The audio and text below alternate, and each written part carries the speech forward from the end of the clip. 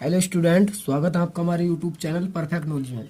देखिए, जैसा कि आपको पता ही है, ड्राइंग का आपका पेपर आज हो गया है ना। और पीछे हिंदी का हो गया। दो पेपर आपके हो गए। आने वाला पेपर साइंस का है, ठीक है। और मैं समझता हूँ आपने साइंस की तैयारी पूरी कर ली होगी, लेकिन बट अगर आपने तैयारी नहीं की है, कुछ बच्चे ऐसे होंगे जिन्होंने कुछ भी नहीं पढ़ा हुआ अभी, है ना। इन लगभग 6 से 7 दिनों में अगर आप अच्छे से तैयारी करते हैं और अच्छे से पढ़ते हैं तो आप अच्छे नंबर ला सकते हैं साइंस में भी, ठीक है। मतलब ये है कि आपको बेस्ट टॉपिक पढ़ने हैं और आपको वे टॉपिक भी पढ़ के जाने हैं जो इतने खास नहीं है, लेकिन अगर एग्जाम में पूछे गए तो आप उसके आधार पे लिख सकते हो, है ना। अगर कोई पढ़ने में भी कमजोर है तो वो क्या कर सकता है, यहाँ से पढ़ के जाए और उसके आधार पर अगर लिखा गया, यानी कि उसके बेस पर लिखा गया, तो वो अच्छे नंबर ले सकता है। क्योंकि एग्जामिनर इतने गहराई से चेक नहीं करते हैं, वे देखते हैं कि उसके आधार पर है, नंबर दे देंगे। लेकिन अगर आप बिल्कुल ही आउट लिखोगे, यानी कि पेपर की नकल तार का होगे, तो इतना अच्छा पेपर नहीं होता है, ठीक है। तो जो बिल्कुल खास होंगे, जो बिल्कुल ही इंपॉर्टेंट होंगे, वो आपको मैं वेरी इंपॉर्टेंट करके बताऊंगा, और जो आपको ऑलरेडी पढ़ के जाने हैं वो मैं आपको पढ़ करने के हिसाब से बताऊंगा, ठीक है। पूरा चैप्टर आज मैं कवर करने वाला हूं। रासायनिक विज्ञान का पहला, रासायनिक अभिक्रिया एवं समीकरण, ये हमारा चैप्टर का नाम है, ठीक है। चलिए तो देखिए क्या है। तो देखिए, वीडियो को प्रारंभ करते हैं। जैसा कि हमने बताया, हम रासायनिक विज्ञान को पहले कवर करेंगे, ठीक है। इन 7 दिनों में मैं रासायनिक विज्ञान और आपका जीव विज्ञान और आपका भौतिक विज्ञान, इसके सारे चैप्टर के टॉपिक महत्वपूर्ण कवर करा दूंगा, ठीक है। आप बेकायदा अच्छे से पढ़ते रहिए। तो पहले चैप्टर का नाम ही क्लियर करते हैं। पहले रासायनिक अभिक्रिया एवं समीकरण हमारे चैप्टर का नाम है, ठीक है। इसमें पहला ही टॉपिक आता है मेरा रासायनिक अभिक्रिया। तो देखिए, सबसे पहले जानते हैं रासायनिक अभिक्रिया क्या होता है, ठीक है। चलिए तो देखिए, जब एक या एक से अधिक पदार्थ मिलकर एक या एक से अधिक नए गुणधर्म वाले पदार्थों का निर्माण करते हैं, वह रासायनिक अभिक्रिया कहलाती है, ठीक है। आपको डेफिनेशन बिल्कुल आसान मिलेगी यहाँ, वरना मॉडल या आप किसी अन्य चीज से पढ़ेंगे आपको हार्ड लैंग्वेज मिलेगी उसमें, ठीक है। मैंने बहुत ही आसान शब्दों में ये डेफिनेशन सारी लिखी है, ठीक है। चलिए देखिए, जैसे example H2 hydrogen gas, O2 oxygen gas आपस में क्रिया करी, जल बना दिया। क्या बना दिया? जल, यानी कि द्रव बना दिया। देखिए, ये दोनों गैस है और ये द्रव बन गया। तो देखिए, कुछ नया बनाना, और 2 या 2 से अधिक पदार्थ, यानी 2 भी हो सकते हैं, 2 से अधिक भी हो सकते हैं, तो उसे क्या कहते हैं हम? रासायनिक अभिक्रिया कहते हैं। क्लियर है? आपको ऑलरेडी पढ़नी है, एक बार रट्टा नहीं मानना है, अच्छे से बस पढ़ लेंगे, आपको याद आ जाएगी, ठीक है। चलिए दूसरा टॉपिक देखिए। दूसरा टॉपिक का नाम है हमारा अभिकारक। तो अभिकारक क्या होता है समझ लीजिए, कि रासायनिक अभिक्रिया में भाग लेने वाले पदार्थों को अभिकारक कहते हैं। यानी कि जो रासायनिक अभिक्रिया आपने पढ़ी ऊपर, जो रासायनिक अभिक्रिया में भाग ले रहे हैं, कौन भाग ले रहे हैं? देखिए, H2 और O2 ने भाग लिया था, तो यही हमारे क्या थे? अभिकारक थे, ठीक है। देखिए एग्जाम्पल दिया है मैंने फिर से, यही वाला H2 + O2 एरो H2O, जल बना है, ठीक है। और ये क्या है हमारे? ये दोनों अभिकारक है, ठीक है। क्लियर होगा आपको अभिकारक? चलिए आगे चलते हैं। नेक्स्ट टॉपिक, उत्पाद। तो उत्पाद क्या है? देखिए, रासायनिक अभिक्रिया में बनने वाले नए पदार्थों को उत्पाद कहते हैं। यानी कि जो रासायनिक अभिक्रिया हुई और उसमें जो नए पदार्थ बने, उसे क्या बोलते हैं? हम उत्पाद बोलते हैं। देखिए एग्जाम्पल फिर से वही ले रहा हूँ, H2 + O2 बन गया H2O, और ये इधर जो नया बना, ये क्या है? उत्पाद है, ठीक है। इतना आपको क्लियर होगा। ये टॉपिक आपको पढ़ के जाने ऑलरेडी अच्छे से, बस रट्टा नहीं मानना, मैं बता रहा हूँ आपको, याद एक बार को पढ़ लेंगे और बस, ठीक है। चलिए नेक्स्ट टॉपिक देखिए। तो मेरा नेक्स्ट टॉपिक है रासायनिक समीकरण। देखिए, रासायनिक समीकरण क्या होता है? किसी रासायनिक अभिक्रिया में भाग लेने वाले अभिकारकों तथा अभिक्रिया के फलस्वरूप प्राप्त होने वाले उत्पादों को मानक प्रतीकों एवं सूत्रों द्वारा लिखने को रासायनिक समीकरण कहते हैं। यानी कि आपने रासायनिक अभिक्रिया पढ़ ली, अभिकारक पढ़ लिए, उत्पाद पढ़ लिए, अब इनको ही अगर मैं सूत्रों में लिख दूं तो वो क्या होगी? मेरी रासायनिक समीकरण हो जाएगी, ठीक है। बिल्कुल क्लियर होगी।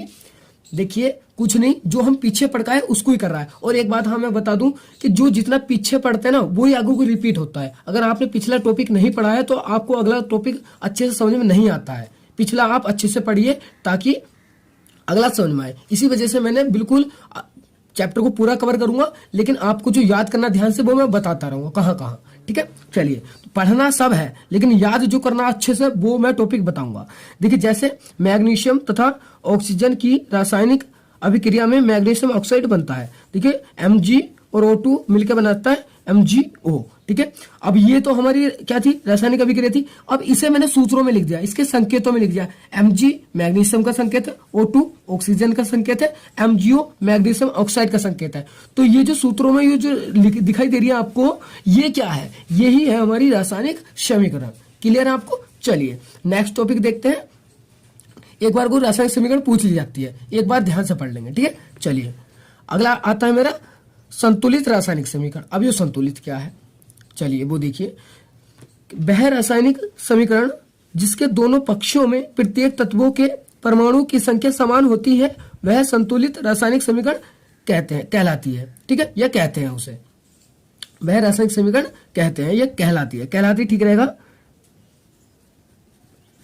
कहलाती है। ठीक है, चलिए देखिए समझिए कि कैसे। देखिए MgO2 ऊपर एग्जाम्पल लिया था, ठीक है, आपको दिखाई भी दे रहा होगा, और बन गया था MgO। तो देखिए यहाँ पे अगर ये दो ना हो और यहाँ पे ये वाला दो ना हो, तो ये क्या है, असंतुलित है। यानी कि Mg यहाँ एक है, यहाँ एक है। ठीक है, यहाँ ऑक्सीजन के दो अणु हैं और यहाँ कितने अणु है, एक अणु है। अगर मैंने यहाँ पे ये दो लगा दिया है, ठीक है, ये दो लगा दिया ऑलरेडी, पहले लगा था, तो MgO देखिए ऑक्सीजन पूरी होगी, यहाँ भी दो यहाँ भी दो, लेकिन MgO के दो बढ़ गए, तो Mg का आगे यहाँ दो लगा दिया, तो ये मेरी Mg पूरी होगी। तो देखिए कहने का मतलब ये है कि इस तीर के इधर की तरफ और इधर की तरफ ये अभिकारक होते हैं, ये उत्पाद होता है। उत्पाद और अभिकारक में दोनों में ही हमारे जो तत्व है उनके परमाणु की संख्या बराबर होनी चाहिए। ठीक है, जितने उधर इतने ही उधर। यानी कि मैं बात करूं कि जिस तरीके से तराजू में बराबर ही समान तोलना होता है, उसी तरीके से ये भी एक तराजू की तरह है, इधर भी बराबर और इधर भी बराबर परमाणु की संख्या होनी चाहिए। ठीक है, आपको ये समझ में आई होगी। अब मेरा जो टॉपिक है वेरी वेरी इंपॉर्टेंट है, मैं पहले ही बता दूं और आपको याद भी करना है। चलिए देखिए मेरा टॉपिक का नाम है अगला युगात्मक अभिक्रिया। सबसे पहले जान लेते हैं युगात्मक। युगात्मक का दूसरा नाम है संयोजन और तीसरा नाम है संकलन। तीनों नामों से कोई से नाम से ये पूछी जा सकती है ना। योगात्मक भी पूछा जा सकता है, संयोजन भी या संकलन भी। अब देखते हैं योगात्मक। योग आपने कक्षा 6 से पढ़ रहे हो, योग मतलब जोड़ना होता है, बिल्कुल सही समझा आपने। इस अभिक्रिया में हम जोड़ने ही वाले हैं। संयोजन मतलब भी जोड़ना ही होता है और संकलन माने भी जोड़ना ही होता है। तो यानी कि इस अभिक्रिया में क्या होगा, जुड़ेगा, कुछ चीज जुड़ेगा, है ना। चलिए समझिए क्या है। वह रासायनिक अभिक्रिया जिसमें दो या दो से अधिक अभिकारक सहयोग करके एकल उत्पाद का निर्माण करते हैं, योगात्मक अभिक्रिया कहलाती है। देखिए वही बात कही हमने कि वह रासायनिक अभिक्रिया जिसमें दो या दो से अधिक, यानी कि दो भी हो सकते हैं, दो से अधिक भी हो सकते हैं, दो या दो से अधिक अभिकारक सहयोग करके एकल उत्पाद का, यानी कि क्या बनेगा, एकल ही उत्पाद बनेगा, एक ही उत्पाद बनेगा, ज्यादा नहीं बनेगा, एक ही उत्पाद बनेगा, तो वह क्या होगी, योगात्मक अभिक्रिया होगी। क्लियर है। देखिए एग्जाम्पल मैंने फिर से जल का ही उठाया, इसलिए आपको समझ में आए। H2O2 बन गया H2O। संतुलित करने के लिए दो है लगा दे, दो है लगा दे, संतुलित होगी। संतुलित रासायनिक समीकरण मैंने पीछे सिखा रखी है, वीडियो मेरी अपलोड है यूट्यूब पे, आप देख सकते हैं, पूरे अच्छे से समझाई थी मैंने। ठीक है, चलिए तो ये आपको समझ में आई होगी। योगात्मक वेरी वेरी इंपॉर्टेंट है, मैं पहले लिख देता हूं, आपको करनी ही करनी है एग्जाम के लिए। ठीक है, चलिए देखते हैं नेक्स्ट टॉपिक।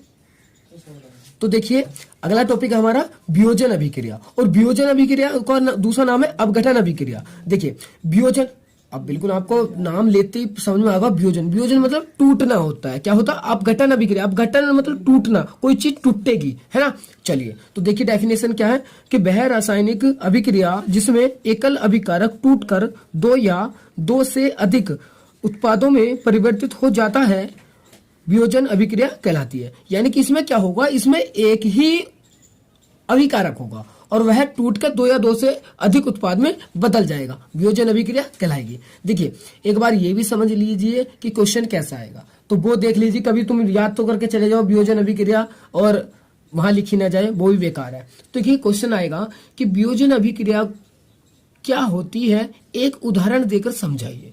2 नंबर में आपसे क्वेश्चन पूछेगा ये, ठीक है। या अपघटन अभिक्रिया से आप क्या समझते हैं, उदाहरण से स्पष्ट कीजिए। इस तरीके से आपका क्वेश्चन आने वाला है। ठीक है, मैंने यहाँ हेडिंग बना के लिखा है, कभी आप ऐसे ही ढूंढते रह जाओ, ऐसा नहीं आएगा। कैसा आएगा कि वियोजन अभिक्रिया क्या है, उदाहरण देकर स्पष्ट कीजिए। ठीक है, चलिए परिभाषा मैंने बता दी थी आपको, एग्जाम्पल देखिए। जैसे H2O, मैंने फिर से जल का एग्जाम्पल लिया। अगर विद्युत इस पर प्रभावित करेंगे जल में, तो ये टूट जाएगा। क्या में टूट जाएगा, H2 + O2, यानी कि हाइड्रोजन और ऑक्सीजन गैस निकल जाएगी। इतना आप पे आता होगा। ठीक है, चलिए तो इसमें क्या होगा, देखिए हमेशा कोई भी चीज अगर टूटेगी ना, कोई भी चीज, तो वो किसी ना किसी की उपस्थिति में टूटेगी। आपने देखा होगा कि कोई आदमी भी टूटता है तो कोई ना कोई उसका कारण होता है, कोई ना कोई उपस्थिति होती है। इसी तरीके से कोई भी अगर अभिक्रिया टूटती है, कोई भी अभिकारक टूटता है, वो किसी न किसी की उपस्थिति के कारण टूटेगा। ठीक है, तो यहाँ देखिए जैसे विद्युत की उपस्थिति में टूटता है। ठीक है, उसी के आधार पर हमारी वियोजन अभिक्रिया के जो पार्ट है वो 3 है। कितने हैं? 3 है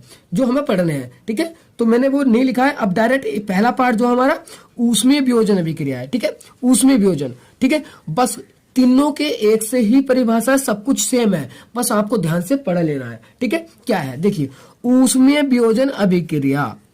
देखिए वह रासायनिक अभिक्रिया जिसमें अभिकारकों के वियोजन के लिए ऊष्मा का प्रयोग किया जाता है, उसमें वियोजन अभिक्रिया कहलाती है। हर डेफिनेशन ऐसी बनेगी, बस उपस्थिति किसकी होगी? जो सी अभिक्रिया होगी। इसमें ऊष्मीय वियोजन है तो हम किसका प्रयोग करेंगे? ऊष्मा का प्रयोग करेंगे। ठीक है, एग्जाम्पल देखिए जैसे CaCO3, चूना पत्थर भी बोलते हैं, इसका कैल्शियम कार्बोनेट भी नाम है। ठीक है, ऊष्मा इसमें प्रभावित करिए तो क्या होगा? ये टूट जाएगा। CaO यानी कैल्शियम ऑक्साइड और प्लस CO2 कार्बन डाइऑक्साइड में। क्लियर है? चलिए दूसरी अभिक्रिया, वियोजन अभिक्रिया का प्रकार है मेरा क्या है?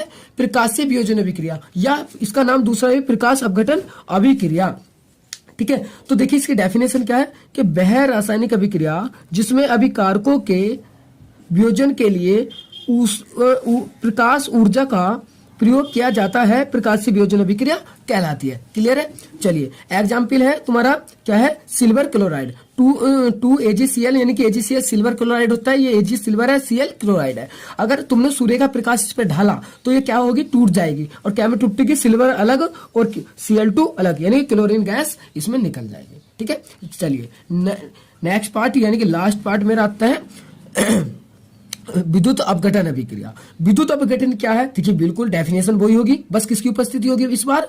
विद्युत की। तो देखिए वह रासायनिक अभिक्रिया जिसमें अभिकारकों के वियोजन के लिए विद्युत ऊर्जा का प्रयोग किया जाता है, विद्युत अपघटन अभिक्रिया कहलाती है। ठीक है, जैसे देखिए जल वाला एग्जाम्पल इंपोर्टेंट है, बार बार हर बहुत सारी अभिक्रियाओं में लिखा गया है, तो अच्छे से याद कर लेंगे। तो देखिए H2O अगर हमने इसमें करंट प्रभावित करा तो क्या होगा? हाइड्रोजन और ऑक्सीजन में ये टूट जाएगा। ठीक है, तो इस तरीके से। और एक बात और, ये जो अभी तक की मैंने अभी क्रिया पढ़ाई है आपको, वियोजन वेरी वेरी इंपॉर्टेंट है, पूछी गई है, या फिर इसकी पार्ट भी वेरी वेरी इंपॉर्टेंट है, पढ़ने ही पढ़ने हैं। और इसकी ये वाला पार्ट भी पढ़ना ही पढ़ना है, और ये वाला भी बहुत अच्छे से आपको पढ़ना है। ठीक है, तो ये अभी तक के जो पीछे कराए थे जिसमें वेरी इंपॉर्टेंट नहीं लगाया था, वो तो आप एक बार बस पढ़ लेंगे, लेकिन इन्हें अच्छे से याद कर लेंगे। ठीक है, तो चलिए अब देखते हैं नेक्स्ट टॉपिक। तो देखिए मेरा नेक्स्ट टॉपिक है ऊष्मा क्षेपीय अभिक्रिया, और एक होती है ऊष्मा शोषीय अभिक्रिया। देखिए यहाँ पर एक साथ दोनों को मैं स्पष्ट करूंगा। ऊष्मा क्षेपीय अभिक्रिया, क्षेपी मतलब होता है ऊष्मा निकलना, क्या? निकलना। और शोषी मतलब होता है कि ग्रहण करना। आप परिभाषा याद रख लेंगे, बस इस बात को याद रखिए कि क्षेपी मतलब होता है निकलना और शोषी मतलब होता है ग्रहण करना। देखिए डेफिनेशन, वह रासायनिक अभिक्रिया जिसमें क्रिया के फलस्वरूप ऊष्मा उत्पन्न होती है, यानी कि ऊष्मा निकलती है। आप ऊष्मा निकलती भी लिख देंगे तो भी राइट हो जाएगा। ऊष्मा क्षेपीय अभिक्रिया कहलाती है। ठीक है, एग्जाम्पल CaOH2O जल। ठीक है, कैल्शियम ऑक्साइड में आपने जल मिलाया तो क्या होगा? कैल्शियम हाइड्रोक्साइड बन जाएगा और ऊष्मा बाहर निकल जाएगी। ठीक है, चलिए तो ये डेफिनेशन इसकी देखिए, और इसकी भी सेम ही है, बस थोड़ा सा अंतर होगा, देख लीजिए। ऊष्मा शोषीय अभिक्रिया, मैंने क्या इस अभिक्रिया में क्या होगा? ऊष्मा ग्रहण होगी। देखिए वह रासायनिक अभिक्रिया जिसको संपन्न कराने के लिए ऊष्मा देनी पड़ती है, यानी कि जिसको संपन्न कराने के लिए ऊष्मा देनी पड़ती है, ऊष्मा शोषीय अभिक्रिया कहलाती है। यानी कि इसको संपन्न ही कराने के लिए ऊष्मा देनी पड़ेगी तो क्या कहलाएगी? ऊष्मा शोषी। ठीक है, एग्जाम्पल CaCO3 चूना पत्थर या कैल्शियम कार्बोनेट ऊष्मा दी तो क्या हो गया? CaO और CO2 में बदले, कार्बन डाइऑक्साइड निकल गई। ठीक है, अगर ऊपर ये चिन्ह भी बनाता है ना, ये वाला त्रिभुज का है ना, डेल्टा, तो भी ये ऊष्मा का ही चिन्ह है। ध्यान रखना, अगर ये बनना है तो कौन सी अभिक्रिया होगी? वो ऊष्मा शोषी अभिक्रिया होगी। चलिए, तो अब आपने ऊष्मा क्षेपी ऊष्मा शोषी दोनों अभिक्रिया पढ़ ली। अब इसका पढ़ता है अंतर। देखिए अंतर भी आपने अगर ये दोनों पढ़ रखे तो आप दो अंतर तो इसकी डेफिनेशन और एग्जाम्पल से डाल दोगे। ठीक है, चलिए फिर भी मैंने अंतर लिखाए हैं क्योंकि इंपोर्टेंट है, पूछे जाते हैं। और हाँ एक बात और रह गई थी, ये दोनों इंपोर्टेंट है वेरी वेरी। ठीक है, ये आपको याद ही करनी है, मैं ऑलरेडी पहले ही बता दूं, याद ही करनी है। ठीक है, चलिए अब देखते हैं इनमें अंतर। अंतर बिल्कुल आसान है, देख लीजिए। ऊष्माक्षेपी तथा ऊष्मशोषी में अंतर लिखिए। क्वेश्चन कैसा आएगा वो समझ लीजिए। ऊष्माक्षेपी तथा ऊष्मशोषी अभिक्रिया में दो अंतर स्पष्ट कीजिए, इस तरीके से क्वेश्चन आएगा। तो देखिए पहला अंतर है हमारा, पहला पॉइंट ऊष्माक्षेपी में, यह अभिक्रिया क्रिया के दौरान ऊष्मा बाहर निकाल देती है। यानी कि देखो इसमें क्या होता है, ऊष्मा बाहर निकल ली थी, ये डाल लिया। इसमें क्या हो गया, यह अभिक्रिया क्रिया के दौरान ऊष्मा ग्रहण कर लेती है, यानी कि जब क्रिया करती है ऊष्मा को ग्रहण करेगी। ठीक है, दूसरा है, यह अभिक्रिया वातावरण का ताप बढ़ा देती है, यानी कि ऊष्मा से क्षेपी अभिक्रिया वातावरण के ताप को बढ़ा देती है, तो ये क्या करेंगी, घटा देंगी, कि यह अभिक्रियाएं वातावरण के ताप को घटा देती है। क्लियर है। एक इसमें एग्जाम्पल डाल दिया मैंने, कि इसका एग्जाम्पल जो अभी पढ़ाए थे ऊपर, Ca प्लस H2O, CaH2 का होल ट्वाइस प्लस ऊष्मा, तो ये हो गया इसका, और इसका एग्जाम्पल डाल दिया। ये तीन हमारे पॉइंट हो गए, है ना, अच्छे से आप पढ़ लेंगे। चलिए अब देखते हैं नेक्स्ट टॉपिक। चलिए तो नेक्स्ट टॉपिक है मेरा विस्थापन अभिक्रिया। देखिए विस्थापन का पहले अर्थ समझिए। विस्थापन आपने कक्षा 10 में आप हो, मैथ आपने पढ़ा होगा, उसमें विस्थापन अभिक्रिया आई थी, है ना, प्रतिस्थापन। तो वही से ही बस प्रतिस्थापन से याद रखेंगे। विस्थापन मतलब किसी को उसकी जगह से उठाना। ठीक है, किसी को उसकी जगह से उठाना। डेफिनेशन देखिए, वह रासायनिक अभिक्रिया जिसमें अधिक अभिक्रियाशील पदार्थ कोमा कम अभिक्रियाशील पदार्थ को उसके यौगिक से अलग कर देते हैं, विस्थापन अभिक्रिया कहलाती है। यानी कि इसमें क्या होगा कि जो अधिक अभिक्रियाशील होंगे वे कम क्रियाशील पदार्थ को उसके यौगिक से उठा के फेंक देंगे। ठीक है, उसके यौगिक से उठा के फेंक देंगे। अब आपको कैसा पता चलेगा कौन है, तो वो मैंने पढ़ा रखा है यूट्यूब पर। आप साइंस में कक्षा 10 में साइंस में जाएंगे तो आपको मिल जाएगी वो। ठीक है, कौन अधिक क्रियाशील है कौन कम है। तो देखिए Fe और प्लस CuSO4 से अगर के कॉपर सल्फेट से क्रिया करें तो ये Fe शक्तिशाली है Cu से, तो ये इसको उठाएगा, चल भाग जा, तो ये भाग गया और Cu बाहर, और ये यहाँ खुद इसकी जगह ले लगा, FeSO4 हो जाएगा, फेरस सल्फेट। ठीक है, चलिए आशा करता हूँ आपको ये समीकरण समझ में आएगी। इंपॉर्टेंट है, आपको याद ही करनी है ये। ठीक है, चलिए नेक्स्ट टॉपिक देखिए, द्विविस्थापन अभिक्रिया, या इसका ही नाम है उभय विस्थापन अभिक्रिया। देखिए ये बिल्कुल आसान है, डेफिनेशन पढ़ते ही आपको समझ में आ जाएगी। वह रासायनिक अभिक्रिया जिसमें अभिकारकों के मध्य आयनों का आदान प्रदान होता है, द्विविस्थापन अभिक्रिया कहलाती है। देखिए द्वि मतलब देना और लेना, विस्थापन मतलब कि एक दूसरे को देंगे, तो द्वि मतलब एक आपस में जो आयनों का आदान प्रदान होता है उसे क्या कहते हैं, द्विविस्थापन अभिक्रिया। एग्जाम्पल देखिए NaOH यानी कि सोडियम हाइड्रोक्साइड, HCl यानी कि हाइड्रोक्लोरिक अम्ल, ये दोनों क्या करेंगे, एक दूसरे को अपने क्या देंगे, परमाणु आयन दे देंगे। तो देखिए NaCl बन गया, यानी कि Na ने Cl, इसने H ने HCl ने Cl इसे दे दिया, तो NaCl बन गया, और OH और H बन गया H2O। ठीक है, अब ध्यान रखना हमेशा कि इसका आगे का और इसका पीछे का भाग जुड़ेगा। ठीक है, हमेशा इसका आगे का और इसका पीछे का, और इसका आगे का और इसका पीछे का और इसका आगे का। ठीक है, ध्यान रखेंगे। चलिए नेक्स्ट टॉपिक आता है मेरा। नेक्स्ट टॉपिक देखिए यार, हाँ इंपॉर्टेंट है, ये इंपॉर्टेंट है।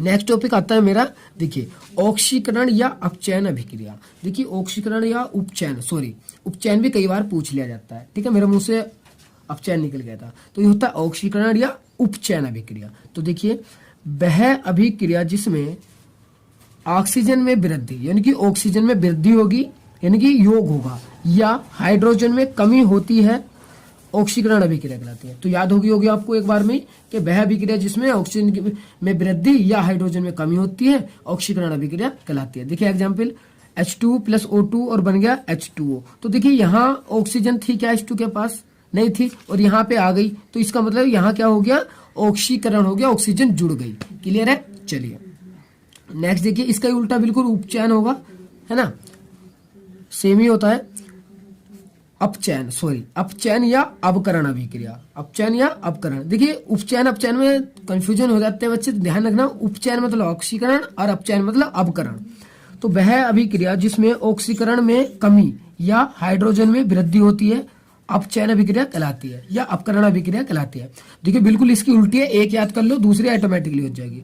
जैसे CaO plus H2 arrow Cu plus H2O, यानी कि देखिए Cu के पास यहाँ ऑक्सीजन थी, कॉपर ऑक्साइड था, और यहाँ पे क्या हुआ, इससे चली गई ऑक्सीजन, तो कमी हुई ऑक्सीजन में। इसका मतलब क्या है, यहाँ पर हमारा अपचयन है। ठीक है, चलिए तो नेक्स्ट टॉपिक देखते हैं हम। तो नेक्स्ट टॉपिक आता है मेरा रेडॉक्स अभिक्रिया, और या उपचयन और अपचयन यानी कि दोनों अभिक्रिया एक साथ। तो वेरी वेरी वेरी इंपोर्टेंट है रेडॉक्स अभिक्रिया, कई बार पूछी गई है, ध्यान से पढ़ लेंगे, ठीक है। चलिए तो देखिए, वह रासायनिक अभिक्रिया जिसमें ऑक्सीकरण व अपचयन साथ साथ होता है रेडॉक्स अभिक्रिया कहलाती है। जैसा कि इसके नाम से ही पता चल गया कि उपचयन अपचयन अभिक्रिया यानी कि दोनों चीज होंगी इसमें, है ना, दोनों चीज होंगी। चलिए तो देखिए example ZnOC arrow Zn plus CO। तो देखिए ध्यान से, यहाँ ऑक्सीजन एक है और यहाँ आके इसकी हट गई, तो यहाँ से क्या हुआ, यहाँ इसका अपचयन हुआ, ऑक्सीजन की कमी हुई तो क्या हुआ, अपचयन हुआ। और यहाँ क्या ऑक्सीजन है क्या, बिल्कुल जीरो संख्या, ऑक्सीजन बराबर जीरो, लेकिन यहाँ आके CO के पास ओ आ गई, कितनी ऑक्सीजन आ गई, एक आ गई, तो इसका मतलब यहाँ क्या हुआ है, C का क्या हुआ, ऑक्सीकरण हुआ, ठीक है। तो ये होती है रेडॉक्स, कई बार पूछी गई है, पढ़ लेंगे। चलिए नेक्स्ट टॉपिक देखिए, वेरी इंपॉर्टेंट है, ये भी कई बार एग्जाम में आया हुआ है कि ऑक्सीकरण और अपचयन अभिक्रिया में अंतर, ठीक है। अंतर बिल्कुल आसान है, अगर आपने अभिक्रिया पढ़ रखी तो अंतर आप आराम से लिख देंगे। तो देखिए अंतर हमेशा ऐसे लिखते हैं, ऑक्सीकरण इनके लिखा और उपचयन भी, दूसरा नाम भी मैंने लिख दिया, अपचयन या अपकरण। देखिए इस अभिक्रिया में ऑक्सीजन की वृद्धि होती है, इस अभिक्रिया में ऑक्सीजन की कमी होती है, इस अभिक्रिया में हाइड्रोजन की कमी होती है, इस अभिक्रिया में हाइड्रोजन में वृद्धि होती है, इस अभिक्रिया में इलेक्ट्रॉन की कमी होती है, इस अभिक्रिया में इलेक्ट्रॉन में वृद्धि होती है। 3 पार्ट से ज्यादा नहीं पूछे जाते, तो इसलिए 3 ही कर लेंगे। चाहे तो इनके एग्जाम्पल भी डाल सकते हैं आप, एग्जाम्पल डाल देंगे, एक और पॉइंट बन जाएगा, ठीक है, 4 हो जाएंगे।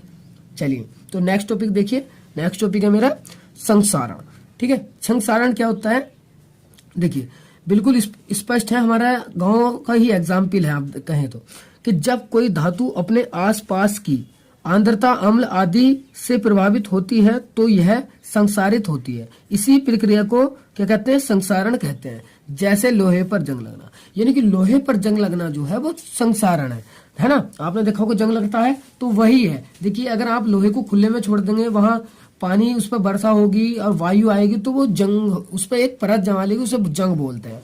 लेकिन यही जो घटना हो रही है इसे क्या बोलते हैं, संसारण बोलते हैं, ठीक है। जैसे चांदी पर काली परत चढ़ना, ये भी एक क्या है, संसारण है ना। बस तो आप अच्छे से परिभाषा को एक बार पढ़ लेंगे, इंपोर्टेंट है, पूछा जाता है। अब आते हैं उपाय, अगर हमें बचना हो तो क्या करेंगे, तो उपाय है पेंट लगा दो, अन्य धातु की परत चढ़ा दो या ग्रीस लगा दो। आपने देखा होगा ट्राली, जो ट्रैक्टर की ट्राली होती है उस पर पेंट किया जाता है, क्योंकि वो भारी खुले में रहती है ज्यादा, तो इसलिए कि उस पर जंग ना चढ़े, जल्दी खराब ना हो वो, इसलिए पेंट करते हैं, ठीक है। तो आपको समझ में आया होगा। चलिए अब देखते हैं नेक्स्ट टॉपिक। चलिए तो ये आज का हमारा लास्ट टॉपिक है इस चैप्टर का। चलिए विकृत गंधी का, ये भी पूछ लिया जाता है, आप अच्छे से पढ़ लेंगे, ठीक है, एक बार जरूर पढ़ लेंगे, वैसे बना के भी लिख सकते हैं। अगर आपने देखिए एक बार पढ़ के भी गए ना, तो कम से कम अगर याद भी नहीं रहा तो उसके आधार पर बना के तो लिखा जा सकता है। अगर आपने याद ही नहीं किया, अब लिख रहे बिल्कुल पेपर की नकल, तो फिर वो गलत हो जाएगा। उसके आधार पर बनाइए अगर बनाना भी तो, ठीक है। चलिए देखिए इसकी डेफिनेशन, तेल एवं वसा युक्त पदार्थ वायुमंडल की ऑक्सीजन से क्रिया करके अपने गंध एवं स्वाद खो देते हैं, इस प्रक्रिया को विकृत गंधीता कहते हैं। यानी कि आपने देखा होगा जो तेल एवं वसा युक्त पदार्थ होते हैं, जैसे चिप्स हुए या नमकीन हुआ और भी हैं, तो वे क्या करते हैं, ऑक्सीजन से क्रिया कर लेते हैं वायुमंडल की और खराब हो जाते हैं। अपनी जो उसकी गंध है, यानी गंध मतलब स्वाद, जो उसकी खुशबू है जो भी अच्छी, वो खो देंगे, यानी कि कोई खुशबू नहीं रहेगी, और स्वाद, उसका जो स्वाद है ना बढ़िया, वो खराब हो जाएगा। देखिए जैसे चिप्स और नमकीन, ठीक है, आपने देखा होगा कि अगर नमकीन को कंच के उसमें नहीं रखा जाए तो वह खराब हो जाती है, यानी कि सील जाती है, और खुशबू उसमें से अलग तरह की आती है ना, वो ये। तो उपाय क्या होंगे, नाइट्रोजन गैस, देखिए नाइट्रोजन गैस भरी जाती है, या वायु रोधी बर्तनों का प्रयोग करके, वायु रोधी बर्तनों का प्रयोग कर लीजिए तो भी आपके जो चिप्स हैं या बच जाएंगे। आपने देखा होगा पन्नी, जो चिप्स होते हैं पन्नी में पैक आते हैं, उसमें हवा होती है, तो भाई नाइट्रोजन गैस ही भरी जाती है उसमें, ताकि वो खराब ना हो। और वायु रोधी बर्तनों का, यानी कंच के बर्तनों का आप ढक्कन लगा दीजिए, वो ठीक हो जाएगी, ठीक है, वो खराब नहीं होगी। चलिए तो मेरा पहला चैप्टर क्लोज हो गया है, बिल्कुल समाप्त। देखिए मैंने पूरा चैप्टर कोशिश किया है इसे करने का, और आशा करता हूँ कि बोर्ड में इसी से आएगा सब कुछ, ठीक है। लेकिन आप पूरा चैप्टर अच्छे से पढ़ लीजिए, जो मैंने वेरी इंपॉर्टेंट कहा है वे जरूर पढ़ लीजिए। अगर आपने बिल्कुल पढ़ने में कमजोर है तो देखिए जो मैंने वेरी वेरी लगाए हैं वे तो आप पढ़ लीजिए अच्छे से, ठीक है, आया तो आप अच्छे से लिख लेंगे। और एक बात ध्यान से सुनिए, क्वेश्चन याद भी आता है लेकिन लिखा नहीं जाता, तो पहले क्वेश्चन की प्रैक्टिस कीजिए, क्वेश्चन है क्या, तब उसका आंसर याद कीजिए। ठीक है, चलिए नेक्स्ट टॉपिक में मिलेंगे, यानी कि नेक्स्ट चैप्टर को लेकर आऊंगा मैं। ठीक है, चलिए जल्द मिलेंगे। चलिए आप अच्छे से तैयारी कर लीजिए, साइंस की इतने दिन है, आप अच्छे से तैयारी कर लेंगे। ठीक है, चलिए और एक बात, वीडियो को लाइक कर दीजिए, अपने दोस्तों में शेयर कर दीजिए, उन्हें भी जरूरत है इस वीडियो की। ठीक है, और हमें भी आपके सपोर्ट की जरूरत है, चैनल को सब्सक्राइब कर लीजिए। चलिए धन्यवाद।